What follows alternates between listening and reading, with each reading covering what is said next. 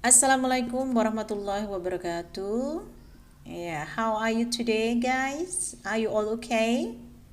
Yes, selamat pagi dan salam sejahtera buat anak-anakku semuanya. Bagaimana kabarnya hari ini? Sehat semua bukan? Good. Ya, ini weekend ya. Ini adalah malam minggu. We will deliver about story ya, about story from encyclopedia. Ibu akan membawakan sebuah kisah atau what is in encyclopedia talk ya. Masih ingat nggak kira-kira dulu Mami bercerita tentang apa? Yes, good. Masih ingat? Yep. Kita bercerita tentang Lord Baden-Powell or Sir Lord Baden-Powell. Siapa beliau? Yep, seorang tokoh Scott person ya, Scott model, seorang tokoh pramuka dunia. Anak-anakku, untuk hari ini Mami tidak henti-hentinya atau tidak bosan-bosannya memberi pesan pada kalian, meskipun we still meet in the virtual condition, masih bertemu dalam kondisi virtual, pembelajaran virtual ya, tapi I'm sure that it is not what is mengurangi semangat kalian untuk belajar. Dan satu lagi, jangan lupa tetap menjaga protokol kesehatan untuk pencegahan COVID-19. Coba apa? Yep, coba sebutkan yang pertama. Yes, selalu atau sering-sering cuci tangan. Kalau keluar tidak ada tempat cuci tangan atau tidak menemukan tempat cuci tangan, you can bring your hand sanitizer. Silahkan bawa hand sanitizer dari rumah. Dan jangan lupa yang terpenting adalah tetap menggunakan masker jika ingin keluar rumah. Tetapi kalau misalnya nggak penting-penting amat, it is better for you to stay at home ya. Nggak usahlah keluar-keluar ya, untuk menjaga kesehatan keluarga juga, kesehatan kamu juga ya. Kalau nggak penting-penting amat, nggak mendesak, nggak usah keluar ya, just stay at home ya. Kalian bisa melakukan hal-hal yang positif dari rumah. Oke anak-anakku, Mami sekarang tidak akan bercerita tentang tokoh lagi, tapi Mami akan mengajak kalian jalan-jalan ke tempat yang jauh banget. What about if we go to Egypt? Bagaimana kalau kita pergi ke Egypt? What is Egypt? Yes, bagaimana kalau kita pergi ke Mesir? Nah, when I said about Egypt, atau ketika Mami bicara tentang Egypt, what is in your mind? Apa yang di benak kalian? Yep, pasti kalian akan teringat tentang sebuah bangunan berbentuk segitiga yang disebut, yes, piramida or pyramid. And then what else? Selain piramida apa lagi? What is the inside of the pyramid? What is the inside of pyramid? Good. It is mummy ya, atau mumi kalau kita ngomongnya ya. Yep, di televisi dulu juga ada film mumi ya, ada dua itu, The Mummy and The Mummy Return. Bagus banget ya, nggak usah pergi ke Mesir, kita sudah lihat itu ya, mumi itu seperti apa. But I'm sure that it doesn't talk about all the detail about mumi ya, tidak berbicara tentang detail mumi itu apa. Nah, anak-anakku sekalian, di sini Mami tidak akan berbicara tentang kenapa latar belakang atau agama atau apapun ya, tidak bercerita seperti maaf kalau dalam Islam itu Fir'aun, enggak. Mami akan bercerita tentang bagaimana proses pembuatan mumi itu sendiri. So, okay, listen to me please. Ketika kita mendengar kata mumi, what is in your mind? Yang di pikiran kita apa kira-kira? Mungkin itu sebuah legenda yang sakral, mistis, terus berhubungan dengan sihir-sihir yang berbahaya. Ngeri ya. Karena mumi itu sendiri identik dengan makam. Makam identik dengan sesuatu yang mistis atau sesuatu yang membuat bergidik ya, membuat bulu kuduk merinding ya sayang ya. Oke. When we talk about mumi, sebenarnya mumi itu sendiri tidak hanya di Mesir anak-anakku, di seluruh dunia mungkin juga banyak. For example, in Alaska to China, ya. Jangan lupa di Indonesia juga ada mumi. Ya, salah satunya ditemukan di Wamena, Papua. Coba nanti browsing. Apa sih atau bagaimana sih mumi yang ada di Papua atau di Wamena itu? Ya, nanti browsing ya. Oke. Mumi yang terkenal di dunia adalah from Egypt, from Mesir. Bangsa Mesir mulai membuat mumi sejak 5.000 tahun yang lalu. Selama 3.500 tahun setelahnya, ingat, selama 3.500 tahun setelahnya, mereka telah membuat berjuta-juta mumi. Oke? Tetapi mumi tersebut tidak hanya dibuat oleh manusia secara sengaja, tapi juga karena terbentuk secara kebetulan. Maksudnya apa? Mumi yang terbentuk saat tubuh secara tidak sengaja terawetkan. Apa sih faktornya kok tidak sengaja itu? Biasanya mumi yang terbentuk secara kebetulan itu berhubungan dengan faktor alam. Alam yang bagaimana? Biasanya mumi terjadi di daerah yang proses pembusukannya berjalan sangat lamban. Mumi jenis ini sering ditemukan di daerah yang sangat panas atau di daerah yang sangat dingin dengan iklim kering, atau mungkin kalian pernah lihat di film-film itu ditemukan ya di dalam bongkahan es ya, mungkin di Atlantik ya, di daerah kutub itu ya. Nah, mumi yang alamiah seperti ini bisa bertahan ribuan tahun lamanya. So, what about mumi in Egypt? Bagaimana mumi yang dari Mesir, yang di Mesir? Mesir kuno membuat mumi untuk keperluan agama. Ya, ini menyangkut kepercayaan mereka. Mereka percaya pada kehidupan sesudah mati. Bangsa Mesir kuno berpikir bahwa orang yang mati akan terlahir kembali dan mereka masih memerlukan jasad atau tubuh orang tersebut untuk bangkit kembali.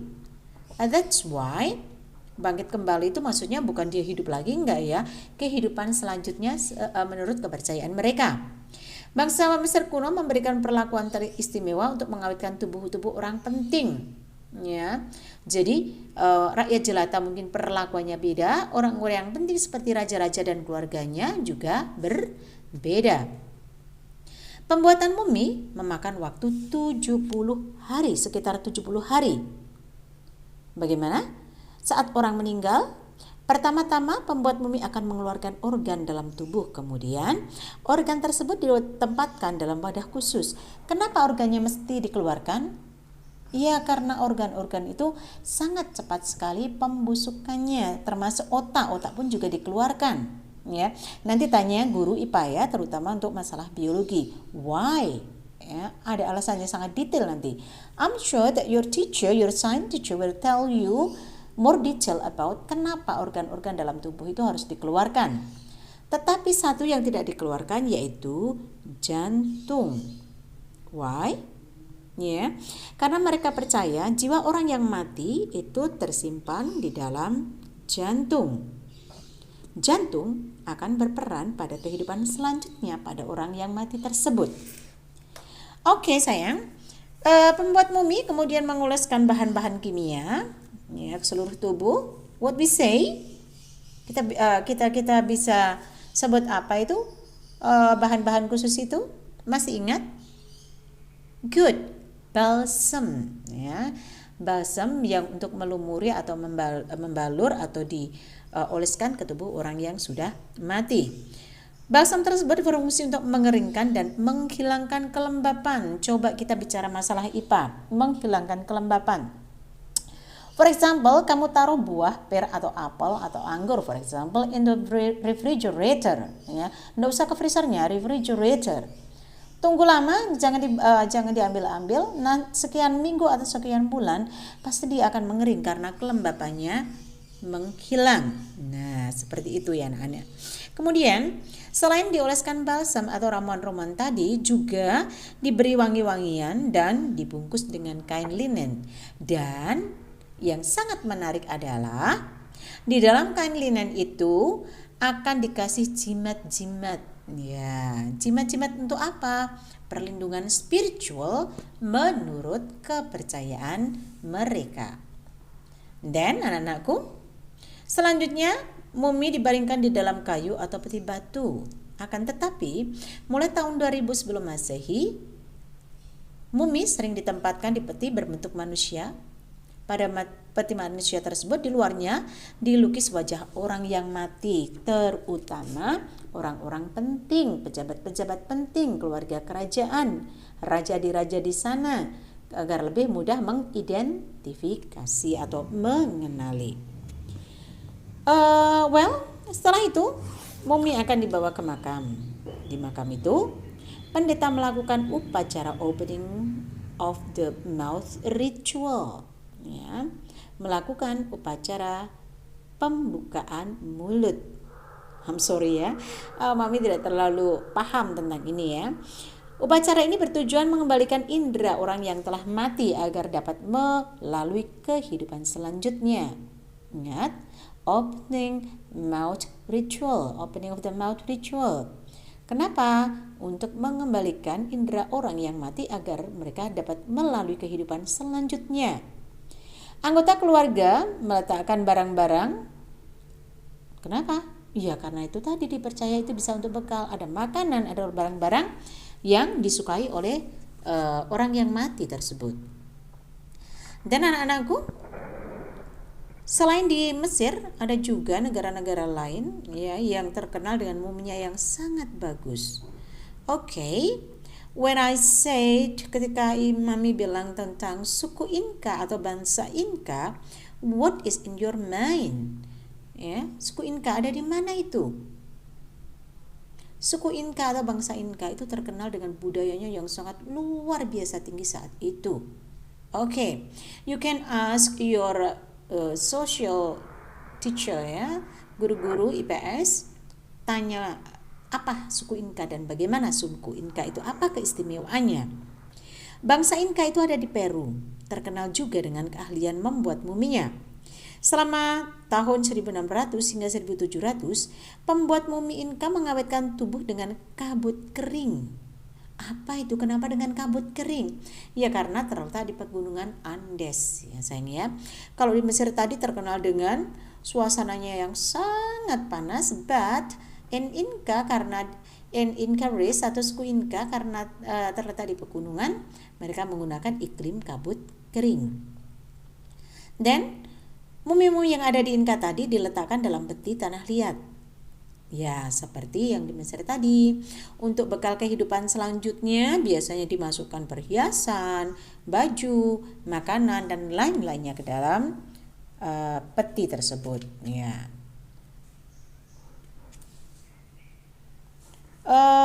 Cerita-cerita mengerikan tentang mumi telah beredar berabad-abad lamanya ya sayang ya. Mumi sering dikaitkan dengan ilmu sihir. Kemudian pada tahun 1700 penulis cerita memperingatkan agar jangan macam-macam dengan mumi. Kenapa? Karena akan dikutuk, disihir dan segala macamnya. Pokoknya yang horor-horor deh. Oke. Dan kalau tadi sudah bicara tentang mumi, di awal Mami sudah menyinggung di manakah mumi itu akan ditempatkan? Iya.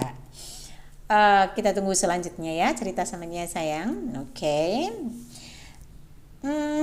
Anak-anakku, mumi akan berhubungan sangat erat dengan piramida, sebuah bangunan yang berbentuk piramida ya, seketika yang tinggi sekali, yang bagus sekali di Mesir sana.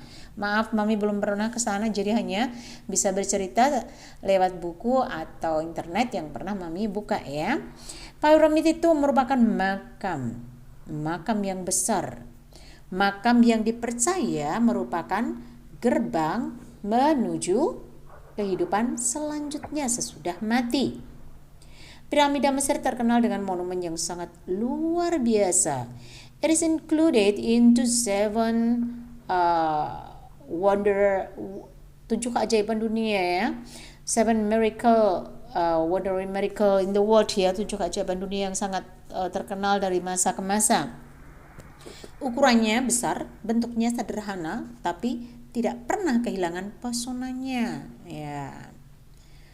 Kemudian anak-anakku sekalian, mumi dibangun seperti tadi dibilang bahwa itu adalah makam. Makam siapa? Iya, bukan makam rakyat jelata, tapi di situ adalah makam para raja. Ya, otomatis piramid dianggap sebagai makam yang sangat mewah. Kenapa mewah ya? Coba nanti kita baca berikutnya. Well guys, piramida oleh bangsa Mesir kuno dipercaya bahwa roh orang mati dapat hidup kembali bila tubuh mereka utuh. Tubuh mati diawetkan menjadi mumi, kemudian muminya ditempatkan di dalam piramid. Kemudian piramid itu merupakan makam raja-raja. Nah, itu tadi kenapa dianggap mewah? Karena di situ diletakkan barang-barang berharga, baju-baju, emas-emas, ya. Muminya juga dikasih perhiasan dan sebagainya macamnya. Ya, makanya mumi itu dipercaya sebagai makam raja yang paling mewah karena dipercaya bahwa meskipun sudah mati, mereka masih memerlukan bekal-bekal itu di kehidupan yang akan datang. Barang-barang perhiasan, barang-barang yang terbuat dari emas ya. That's why mumi oleh pemerintah Mesir itu dijaga sangat ketat. Karena apa? Yaitu tadi sering terjadi tindak kriminal untuk mencuri barang-barang yang berharga di dalamnya. Oke anak-anakku, beberapa mumi memiliki batu-batu yang terbuat dari emas murni. Wow, fantastik sekali ya. Coba kita lihat bagaimana membangun mumi. Membangun mumi itu bukan perkara mudah atau sederhana.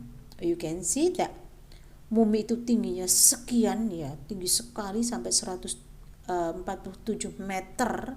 Bayangkan 147 meter tingginya. Bagaimana cara menyusunnya waktu itu? Ya. Waktu itu belum ada katrol, waktu itu belum ada pemecah batu, waktu itu belum ada mesin-mesin yang bisa membentuk batu-batu itu. So, that's why itu memerlukan ribuan orang untuk menyelesaikan, ribuan pekerja untuk menyelesaikan pembuatan piramid.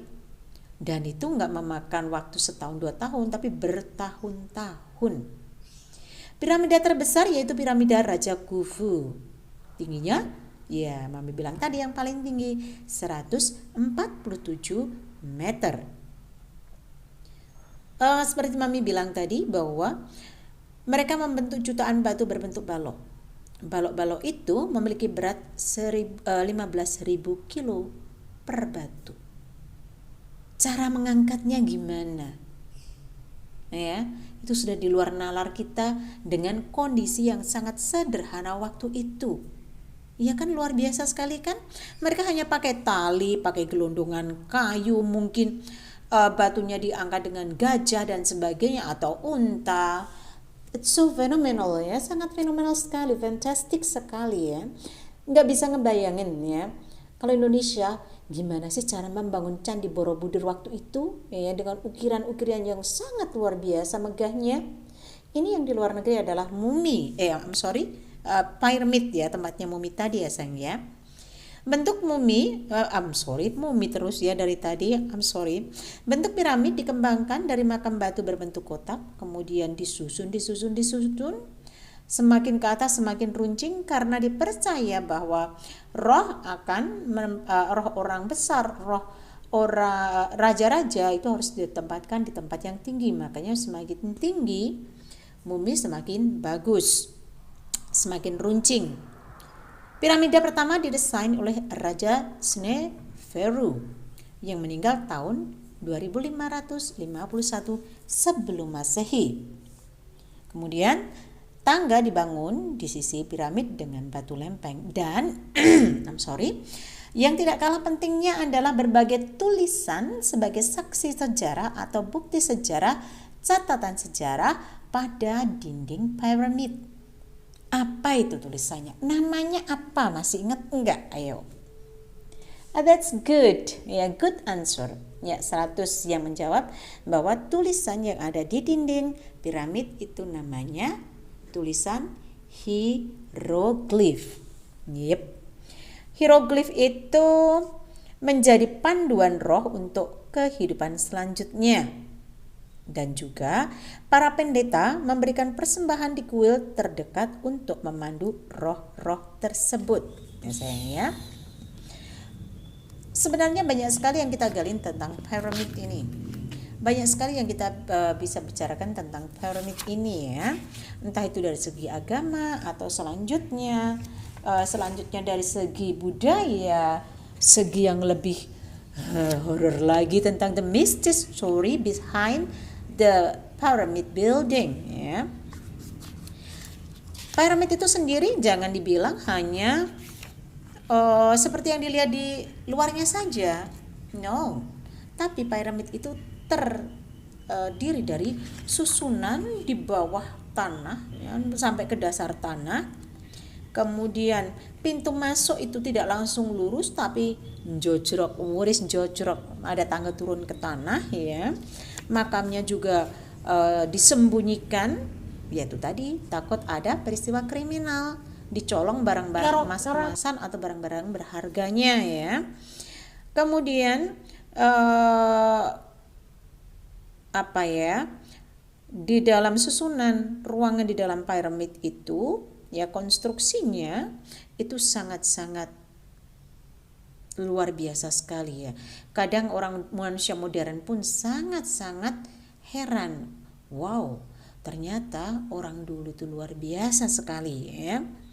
Ya contohnya misalnya ada ruangan untuk ratu atau makam ratu, ada ruangan untuk makam raja, kemudian ada galeri besarnya. Selain itu, biar tidak ada pembusukan atau biar orang bisa bernafas di dalamnya, orang-orang yang menjaganya, di situ juga ada saluran udara ya.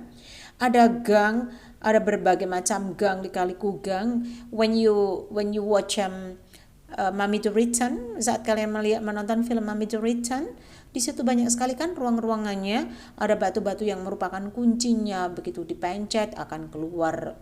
Ya, pokoknya mengerikan lah ya. Mengerikan dan menarik hati ya, menimbulkan penasaran. Kemudian ada lapisan batu kapurnya. And then selain saluran udara, ada juga konstruksi pelindung atap piramid. Bayangkan, konstruksi pelindung atap piramid untuk budaya, untuk bangunan sekian ribu tahun yang lalu. Sangat fenomenal sekali. Ya, Mami gak bisa ngebayangin bagaimana cara membangunnya. Insinyurnya cerdas sekali, luar biasa sekali ya. Kadang orang yang di zaman modern pun sampai gak sanggup. Wow, it's so cool, it's so amazing, so marvelous ya. Dan meskipun ya mumi-mumi itu kelihatan seperti batu-batu, tapi ada cerita yang agak mistis ya. Mungkin kalian pernah melihat di televisi On the Spot. Di situ diceritakan bagaimana orang-orang yang berusaha membawa batu-batu dari Mesir atau di sekitar piramid ya, itu akan mengalami hal-hal horor dan mistis, dan mau tidak mau mereka harus mengembalikan batu-batu itu ke tempatnya. Wow, mengerikan sekali ya. Pesannya apa sayang? Pesannya tolong kalau kalian ke tempat wisata, wisata alam, wisata yang berupa bangunan atau whatever it is, satu pesannya, jangan pernah merusak dengan coretan-coretan yang tidak perlu, tidak boleh ya, itu situs sejarah. Yang kedua, jangan berusaha mengambil sesuatu yang bukan milik kalian ya, itu crime, itu kriminal dan itu berdosa ya. Kalau tidak mengalami hal-hal yang mistis, we never know. Sebenarnya bukan masalah mistisnya sayang, cuman karakter kita untuk selalu jujur. Kalau barang itu bukan milik kita, jangan pernah diambil. Nah, di situ nilai karakternya. Menjaga kelestarian dari budaya atau tempat wisata tersebut. Ya, menjaga itu kayaknya gampang, tapi tidak semudah yang diomongkan.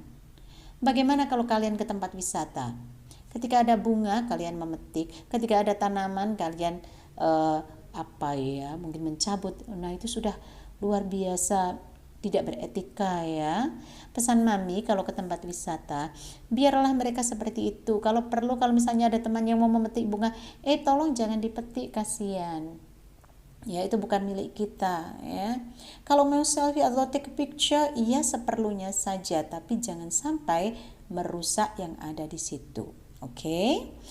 Oh, well students, maaf ya, mami sudah bercerita panjang lebar tentang mumi, tentang piramid, dan bagaimana kita harus menjaga tempat-tempat wisata ya dimanapun itu agar kita menjadi manusia yang berkarakter. Mami yakin anak-anak SMP 1 mempunyai karakter yang luar biasa. Well students ya, sekali lagi mami ingatkan jangan lupa sering-sering cuci tangan, bawa hand sanitizer kalau keluar, memakai masker kalau keluar, keep your health and safety. Thank you so much for your kind attention. See you. Assalamualaikum warahmatullahi wabarakatuh. Bye-bye.